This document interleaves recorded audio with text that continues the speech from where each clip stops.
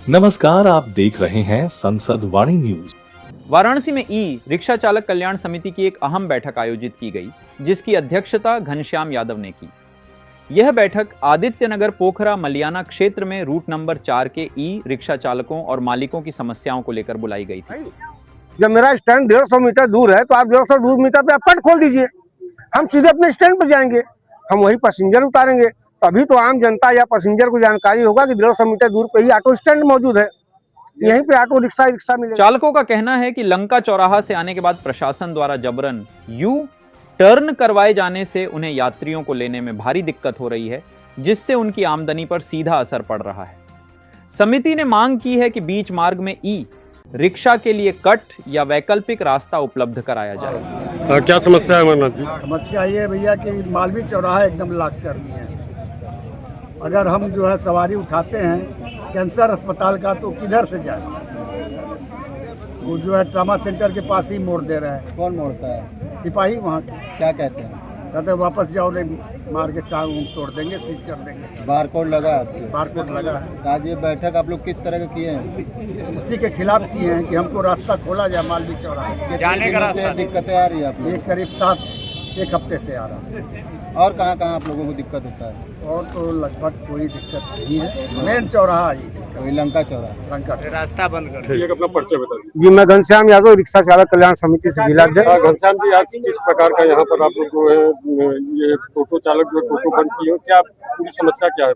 आज लगभग 1.5 साल बाद पुनः वाराणसी कमिश्नरेट पुलिस द्वारा एक तुगलकी फरमान जारी कर ई रिक्शा चालकों के शोषण का एक नया रास्ता बना दिया गया है, जिसके विरोध में हम सभी आज यहाँ पर जुटे हुए हैं और जुटकर अपनी बातों को सुनने और समझने का प्रयास करेंगे। जिसके बाद हम लोग यहाँ से विज्ञप्ति बनाएंगे और उसी विज्ञप्ति के आधार पे हम अपने जो है संबंधित उच्च अधिकारियों से संपर्क करेंगे। क्या क्या समस्याएं आ रही हैं? मूलभूत हमारी समस्या तो सबसे पहले ये है कि देखा जाए तो जो हमारे शहर के अंदर अनैतिक तरीके से हमारी गाड़ियों को सीज किया जा रहा है, पहला चीज। दूसरी चीज, हमको विभिन्न मार्गों पर जाने से रोक दिया गया है। वाराणसी कमिश्नरेट पुलिस ने जो रोड चयनित किया है, हम उसी रोड पर चल रहे हैं, उसके बावजूद आप चौराहे का हवाला देकर हमको रोक रहे हैं। हम ऑलरेडी संगठन डिमांड कर चुका है कि हमको चौराहा मुक्त हम स्वयं देने को तैयार हैं, ऑटो रिक्शा दोनों तैयार है। उसके साथ साथ हम चाह रहे हैं कि जो नगर निगम के जो स्टैंड है वो चौराहे से 150 मीटर की दूरी पे है, वहां तक आने के लिए हमको चौराहा का ही उपयोग करना पड़ रहा है। अगर हमारा प्रशासन चाहे तो उन स्टैंडों के पास हमारा जो है कट खोल देता तो हम लोग सीधे अपने स्टैंड के अंदर होते। ये टोटो कहाँ कहाँ चलती है और कहाँ कहाँ आप लोग को दिक्कतों का सामना करना पड़ता है? मूल रूप से तो देखिए, जो हमारी टोटो चल रही है, जस्ट मैं आपको बता दूं, ये 4 नंबर रूट की गाड़ियां हैं जो लंका चितईपुर थाना क्षेत्र के अंतर्गत लोगों का है, ठीक है। और हमको चलने के लिए मालवीय चौराहा से रविदास गेट तक दिया गया है, बैंक ऑफ बड़ौदा दिया गया, चौराहा दिया गया है, हाँ, लगवा तक दिया। इसी प्रकार रविदास गेट से संकट मोचन तिराहा दिया गया है। तो संकट मोचन तिराहा से होते हुए हमको जो है कॉलोनी से होते हुए सुंदरपुर, रविदास गेट चौराहा से थाना लंका, ट्रामा सेंटर के और सामने घाट पुल के नीचे आदि स्थलों से। दिक्कत कहाँ पे होता है? दिक्कत मेन इस समय हमारी जो है, जैसा कि आप सभी को मालूम है कि जो हम इस समय लंका चौराहे पर हमारी गाड़ियों को रोका जा रहा है। तकनीकी प्रॉब्लम ये है कि इस समय पूरे उत्तर प्रदेश के जनपदों से हमारे बीएचयू ट्रामा सेंटर के अंदर जो मरीज आते हैं वो ट्रेन से आते हैं, ट्रेन से वो लंका जाते हैं, लंका से फिर जो है हम उनको उनके गंतव्य तक छोड़ते हैं। वो चाहे बीएचयू के अंदर हमको छोड़ना हुआ या ट्रामा सेंटर के अंदर छोड़ना हुआ।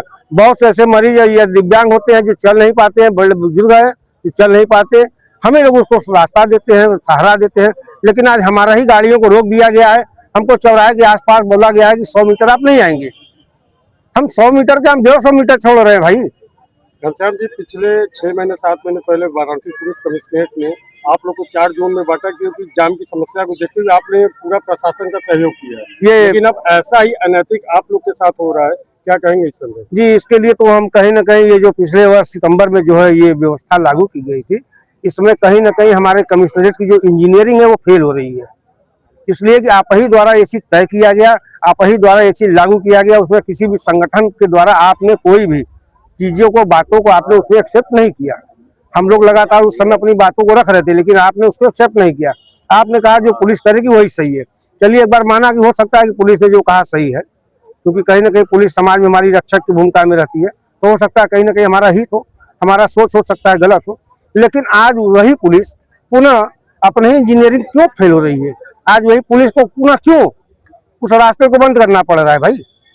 जब आपने जोन बांट रखा है, पहले हमारी जनसंख्या लंका पे जो है 7,000 8,000 रिक्शा आती थी, जिसमें जो आज येलो जोन की भी गाड़ियां थी, ग्रीन जोन की गाड़ियां थी, रेड जोन की गाड़ियां थी, वो सारे लंका आते थे, लेकिन आपने उनको जोन में बांध दिया। आज केवल ब्लू जोन है जिसकी जनसंख्या लगभग 2400 के आसपास है। आज आपको उन गाड़ियों से भी परेशानी हो रही है, ऐसा क्यों है? ये चौराहे पे आप लोग किस चीज का पैसा देते, पर्ची किस चीज का आप लोग कटा? ये नगर निगम का कटरा दिया, तो वो तो आप लोग के लिए स्टैंड बनाया होगा। ऐसा है, मैं बताऊं, शांत रहिए भाई। ऐसा है कि हम लोग जो चौराहे पर 10 रुपया नगर निगम का शुल्क देते हैं, 15 रुपया और 15 रुपया 24 घंटे का होता है, और साथ ही साथ जो है हमको नगर निगम ने बाकायदा स्टैंड दिया है, लेकिन हमारे वाराणसी कमिश्नरेट पुलिस की इंजीनियरिंग इस प्रकार फेल है कि हमको हमारे स्टैंड पे ही खड़ा होने का जगह नहीं मिलता है। वहां पर अगर अभी जाएंगे तो वहां पे एम्बुलेंस लगी हुई गाड़ियां मिलेंगी, प्राइवेट एम्बुलेंस, उनको खड़ा कराया जाता है हमारे स्टैंडों पर। हमको कहीं स्थान नहीं दिया गया है, हम शुल्क भी देते हैं। हमने इसकी एक बार नहीं 10 बार शिकायत की है, मौके पर कई बार अधिकारी भी आए हैं, गाड़ियों को हटाया गया, बढ़ाया गया, लेकिन हमने कहा ना कि जो हमारा सबसे बड़ा हमारे जो मौलिक अधिकार का हनन कहाँ पे हो रहा है कि हमको आप चौराहे पर यू टर्न दिला रहे हैं, मेरा कारण दे रहे हैं भाई। जब मेरा स्टैंड 150 मीटर दूर है तो आप 150 मीटर पे आप पट खोल दीजिए, हम सीधे अपने स्टैंड पर जाएंगे, हम वही पैसेंजर उतारेंगे, तभी तो आम जनता या पैसेंजर को जानकारी होगा कि 150 मीटर दूर पे ही ऑटो स्टैंड मौजूद है, यहीं पे ऑटो रिक्शा मिलेगा। ये जो आपका जोन है, आपका कहाँ कहाँ पर स्टैंड बनाया गया? इस जोन के लिए फिलहाल 3 स्टैंड बनाया गया है। एक सामने घाट मार्ग पे है, एक विवेकानंद क्या नाम है वो V2 के बगल में है, और एक जो है नरिया रोड पे। यूज कहाँ कहाँ का आप लोग कर पाते, कहाँ कहाँ का यूज कर पाते? इस समय केवल 2 ही स्टैंड को हम लोग यूज कर पा रहे हैं। एक जो